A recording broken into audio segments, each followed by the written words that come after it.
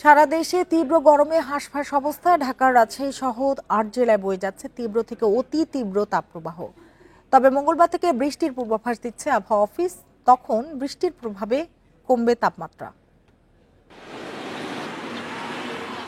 কয়েকদিন ধরে তীব্র রোদ ও ভ্যাপসা গরমে নাজেহাল সারা দেশের মানুষ। কোথাও কোনো স্বস্তি নেই।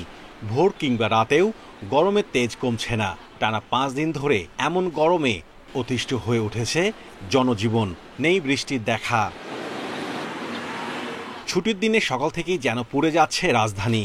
প্রচণ্ড গরম মানুষের জীবনকে করে তুলেছে বিপর্যস্ত। শহরের রাস্তাঘাট দুপুরের আগেই ফাঁকা হয়ে যাচ্ছে। এরই মধ্যে রিকশা চালক, নির্মাণ শ্রমিক ও দিনমজুরেরা রোদ ও গরম উপেক্ষা করে জীবিকার তাগিদে কাজ চালিয়ে যাচ্ছেন। খুলনা ও রাজশাহী বিভাগে তাপপ্রবাহ এখন সবচেয়ে বেশি।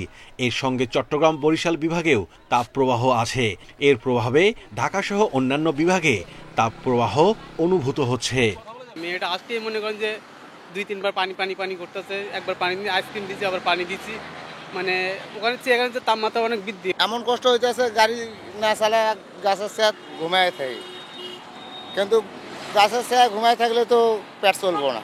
প্রচন্ড গরমের মধ্যে আসলে এটা মানুষের খুবই একটা মারাত্মক অবস্থা সৃষ্টি হয়েছে। সোমবার থেকে কমবে তাপপ্রবাহ। মঙ্গলবার থেকে বৃষ্টির পরিধি বাড়ার পূর্বাভাস দিয়েছে আবহাওয়া অধিদপ্তর। হতে পারে কালবৈশাখীও। এবং আগামীকালকে দেশের উত্তর পূর্বাঞ্চলে বৃষ্টিপাতের পরিমাণটা আরেকটু এরিয়া বাড়বে। অর্থাৎ ময়মনসিংহ, ঢাকা বিভাগের উত্তরাংশ, চট্টগ্রাম বিভাগের উত্তরাংশ এবং সিলেটে বৃষ্টিপাতের সম্ভাবনা রয়েছে। ফলে তারপরের দিন অর্থাৎ আগামী পরশু দিনে সারা দেশে বৃষ্টিপাতের সম্ভাবনা, তখন সারা দেশে তাপমাত্রা কমার সম্ভাবনা রয়েছে। সংশ্লিষ্টরা জানান, প্রচণ্ড গরমে বাড়ছে নানা স্বাস্থ্য ঝুঁকি। এই সময় বৃদ্ধ ও শিশুদের আরও বেশি যত্ন নিতে হবে।